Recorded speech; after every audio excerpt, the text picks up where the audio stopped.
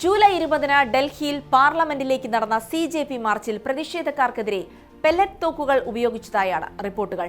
ഒരു 19-കാരന്റെ കാഴ്ചയടക്കം നഷ്ടപ്പെടുന്ന തരത്തിലേക്ക് കാര്യങ്ങൾ എത്തിയിരിക്കുന്നു എന്നാണ് ദ ഹിന്ദു റിപ്പോർട്ട് ചെയ്യുന്നത്. ഇതോടെ പെല്ലറ്റ് തോക്കുകൾ എന്നത് ഒരിക്കൽ കൂടി രാജ്യത്ത് ചർച്ചയാവുകയാണ്. ശരിക്കും എന്താണ് പെല്ലറ്റ് തോക്കുകൾ? അതെങ്ങനെയാണ് ഇത്ര മാരകമാകുന്നത്? വിശദമായി നോക്കാം. സ്വാഗതം ഇൻഡത്തിലേക്ക്.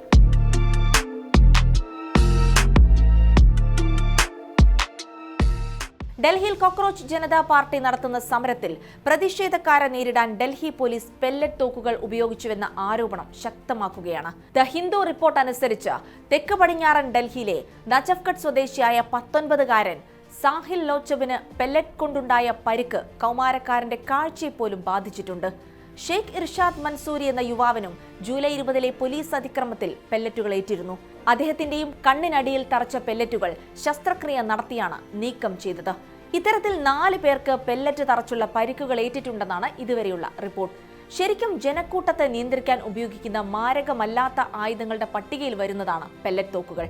പക്ഷേ ഇതിന്റെ പ്രയോഗം വളരെ മാരകമായ പരിക്കുകൾക്ക് കാരണമാകും എന്നതാണ് യാഥാർത്ഥ്യം.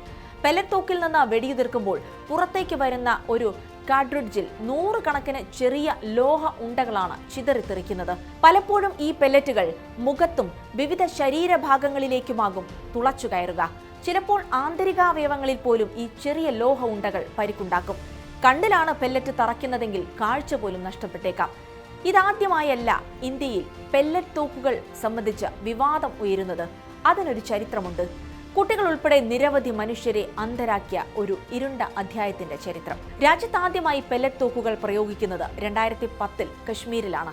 പിന്നാലെ അത് പല പ്രതിഷേധങ്ങളെയും അടിച്ചമർത്താൻ ഉപയോഗിക്കപ്പെട്ടു. അതിലേറ്റവും മാരകമായ സംഭവം ഉണ്ടായത് 2016-ലാണ്. അതും കശ്മീരിൽ തന്നെയായിരുന്നു. ബുർഹാൻ വാനിയുടെ കൊലപാതകത്തിന് ശേഷമുണ്ടായ പ്രതിഷേധങ്ങളെ നേരിടാൻ സുരക്ഷാ സേന വ്യാപകമായാണ് പെല്ലറ്റ് തോക്കുകൾ ഉപയോഗിച്ചത്. 2010 മുതലുള്ള കണക്കെടുത്താൽ കശ്മീരിലെ 10,000-ത്തിലധികം നിവാസികൾക്കാണ് പെല്ലറ്റ് ആക്രമണങ്ങൾ നേരിടേണ്ടി വന്നിട്ടുള്ളത്. കുറഞ്ഞത് 782 പേരുടെ കണ്ണുകൾക്ക് പരിക്കേൽക്കുകയും ഭാഗികമായിട്ടോ പൂർണ്ണമായിട്ടോ കാഴ്ച നഷ്ടപ്പെടുകയോ ചെയ്തിട്ടുണ്ട്.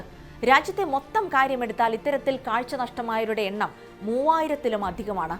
ശക്തമായ പ്രതിഷേധമുയർന്നതോടെ പ്ലാസ്റ്റിക് ബുള്ളറ്റുകൾ ഉപയോഗിക്കാൻ അന്ന് സർക്കാരുകൾ നിർബന്ധിതരായെങ്കിലും പെല്ലറ്റ് തോക്കുകൾ പൂർണ്ണമായും ഇതുവരെ പിൻവലിക്കപ്പെട്ടിട്ടില്ല.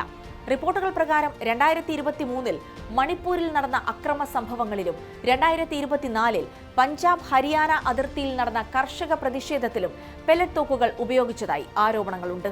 സമാനമാണ് ഡൽഹിയിലെയും കാര്യങ്ങൾ. പ്രതിഷേധങ്ങളെ നിയന്ത്രിക്കാനെന്ന പേരിൽ നടത്തുന്ന ഈ അതിക്രമങ്ങൾക്കിടെ പെല്ലറ്റ് തോക്കുകൾ ഉപയോഗിച്ചിട്ടില്ല എന്നാണ് ഡൽഹി പോലീസ് വാദിക്കുന്നത്. എന്നാൽ ആരോപണം തെളിയിക്കുന്ന നിരവധി വീഡിയോകൾ സമൂഹമാധ്യമങ്ങളിൽ പ്രചരിക്കുന്നുണ്ട്. ഒപ്പം മെഡിക്കൽ റിപ്പോർട്ടുകളും പുറത്തു വന്നിട്ടുണ്ട്. ഡൽഹിയിൽ ഷോക്കേൽക്കുന്ന ബാറ്റണുകൾ പോലും ഡൽഹി പോലീസ് പ്രയോഗിച്ചിട്ടുണ്ട് എന്നാണ് പുറത്തുവരുന്ന വാർത്തകൾ.